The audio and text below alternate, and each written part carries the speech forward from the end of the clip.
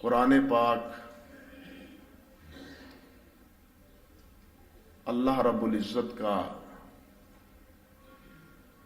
آخری صحیفہ ہدایت ہے، جسے اللہ رب العزت نے اپنے پیارے پیغمبر سید کائنات حضرت محمد الرسول اللہ صلی اللہ علیہ وسلم پہ نازل فرمایا ہے۔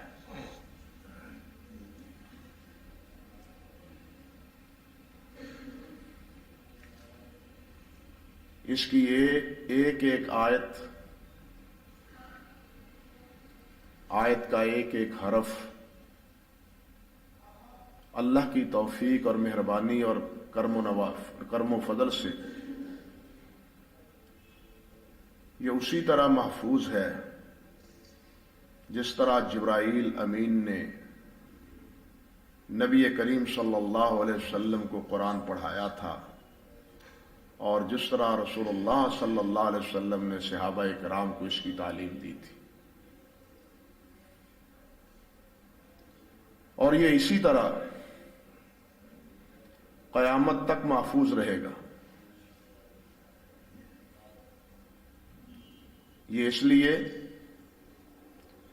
کہ اس کی حفاظت کی ذمہ داری اللہ رب العزت نے خود آپ پر لی ہے کہ انا نحن نزلنا الذکر وانا لہ لحافظون۔ قرآن مجید سے پہلے تورات ہو، انجیل ہو یا زبور ہو، وہ اس کی نہ تاریخی اعتبار سے حفاظت ہے اور نہ ہی علمی طور پر اس کی حفاظت کی کوئی بنیاد ہے۔ ایک سیدھی سی بات ہے کہ انجیل تو ایک تھی جو اللہ رب العزت نے نازل کی، انجیل ایک تھی جسے اللہ رب العزت نے عیسیٰ علیہ السلام پہ نازل کیا تھا، لیکن آج ہمارے سامنے 4 انجیلیں ہیں، متی، مرقس، یوحنا اور لوقا۔ یہ 4 انجیلیں ہیں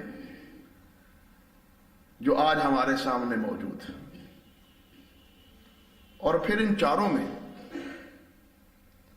چاروں میں تضاد، اختلاف اور مخالفت وہ بھی پائی جاتی ہے، حتیٰ کہ آپ حیران ہوں گے کہ انجیل کے بیان کے مطابق عیسیٰ علیہ السلام کے نسب میں بھی اختلاف، باقی بات تو کیا رہی،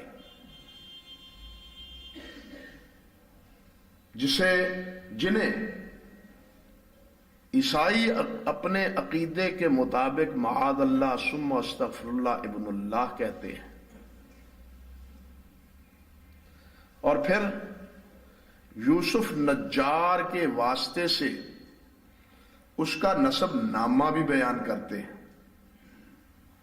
آپ حیران ہوں گے کہ متی میں حضرت عیسیٰ علیہ السلام کا نسب نامہ حضرت ابراہیم علیہ السلام تک 42 واسطوں میں ذکر ہے، جبکہ لوقا کی انجیل میں یہی نسب نامہ 54 واسطوں میں مذکور۔ کتنا فرق ہوا؟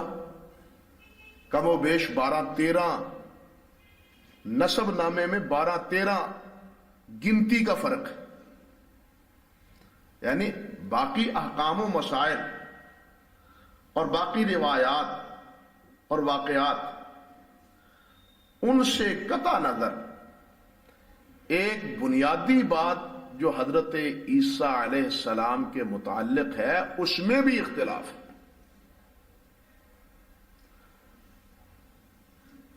لیکن اللہ کے اس پاک کلام صحیفے میں آج تک کوئی اختلاف مائی کا لال ثابت نہیں کر سکا. خود اللہ نے فرمایا وَلَوْ كَانَ مِنْ عِنْدِ غَيْرِ اللَّهِ، تو پھر کیا ہوتا؟ لَوَجَدُوا فِيهِ اخْتِلَافًا كَثِيرًا. اگر یہ اللہ کے علاوہ کسی اور نے نازل کیا ہوتا، کسی اور کی دسترس میں ہوتا، تو اس میں بہت اختلاف ہوتا.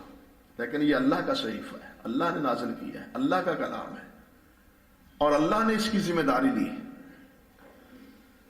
اللہ اکبر. بلکہ افسوس کن بات یہ ہے کہ موجودہ بائبل میں جو عہد نامہ قدیم اور عہد نامہ جدید کے نام پہ معروف ہے، اس بائبل میں رب ذوالجلال والاکرام کے بارے میں اور حضرات انبیاء کرام علیہم السلام کے بارے میں جو کہا اور لکھا گیا ہے، پناہ بخدا شرم آتی ہے وہ بات کہتے ہوئے بھی. معلوم نہیں کہ یہ لوگ اسے کس طرح اللہ کی کتاب سمجھتے ہیں. آپ حیران ہوں گے کہ تورات میں یہاں تک لکھا ہوا ہے کہ اللہ رب العزت نے جب زمین و آسمان کا نظام بنایا تو اللہ ذوالجلال پریشان ہو گئے.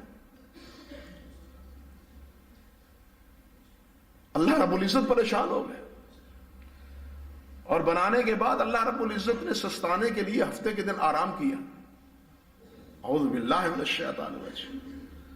رب ذوالجلال فرماتے ہیں وَلَقَدْ خَلَقْنَا السَّمَاوَاتِ وَالْأَرْضَ وَمَا بَيْنَهُمَا فِي سِتَّةِ أَيَّامٍ وَمَا مَسَّنَا مِن لُغُوبٍ. ہم نے یہ سارا نظام بنایا ہے 6 دنوں میں، اور ہمیں کوئی تھکاوٹ نہیں ہوئی، کوئی اکتاہٹ اور تھکاوٹ نہیں ہوئی. لیکن وہاں تاثر رب ذوالجلال والاکرام کے بارے میں کیا ہے کہ اللہ رب العزت تھک گئے اور آرام کیا، اور دلگیر ہوئے، پریشان ہوئے کہ یہ میں نے نظام کیوں بنایا ہے. اندازہ کیجئے کہ رب ذوالجلال والاکرام کی قدرت کاملہ کے حوالے سے کیا تاثر موجود ہے بائبل میں. حضرت نوح علیہ السلام ہے، معاذ اللہ حضرت لوط علیہ السلام. نوح علیہ السلام پر بھی شراب پینے کا الزام ہے، اور لوط علیہ السلام پر شراب پی کے بدکاری کرنے کا بھی الزام تورات میں موجود ہے. آج یہ عیسائیت اور یہودیت مل کے اپنی میڈیا کی زور پر اختیارات ان کے ہاتھ میں، یہ آج نبی کریم صلی اللہ علیہ وسلم کے خاکے بناتے ہیں اور نبی علیہ السلام کی اہانت کا ارتکاب کرتے ہیں. تو ان کی سرشت یہ ہے، انہوں نے تو نوح علیہ السلام کو نہیں چھوڑا، حضرت ابراہیم حضرت لوط علیہ السلام کو نہیں چھوڑا، حضرت یعقوب اور حضرت یوسف علیہ السلام کو نہیں چھوڑا. ان پر بدکاری کے اور ان پر شراب نوشی کے معاذ اللہ ثم استغفر اللہ الزام اور اعتراض کی. اور یہ سارا بیان کس میں ہے؟ تورات میں بیان موجود ہے. اسی طرح آپ اندازہ کریں کہ یہ چیز بھی عہد نامہ قدیم میں موجود ہے کہ شب بھر رات بھر اللہ اور یعقوب علیہ السلام کی کشتی ہوتی رہی، اور رات کا حصہ آخری آیا تو یعقوب علیہ السلام نے اللہ تعالیٰ کو پکڑ لیا، کہا میں اس وقت تک آپ کو جانے نہیں دینا جب تک مجھے برکت نہیں دو گے، نہیں دوں گا جانے. اعوذ باللہ من الشیطان الرجیم. انہوں نے تو اللہ رب العزت کو ایسے سمجھا جیسے ہمارے انسان کے مقابلے میں انسان ہوتا ہے. کیا سمجھا اللہ رب العزت؟ وما قدر اللہ حق قدر. ان ظالموں نے اللہ رب العزت کے مقام کو نہیں سمجھا، نہ انبیاء کے مقام کو سمجھا ہے، نہ رب ذوالجلال والاکرام کے مقام کو سمجھا. یہ کیفیت اور یہ نوعیت ہے کس کی؟ تورات کی اور انجیل کی، اس میں غلط بیانیوں کی. یہی بات میں نے شروع کی ہے اور آغاز میں یہ بات کہی ہے کہ اس قسم کے گھپلوں سے اور اس قسم کے کمزوریوں سے اللہ کا شکر ہے کہ قرآن مجید اللہ کا یہ پاک کلام الحمدللہ پاک ہے اور قیامت تک پاک رہے گا، اور یہ محفوظ ہے، قیامت تک محفوظ رہے گا انشاءاللہ۔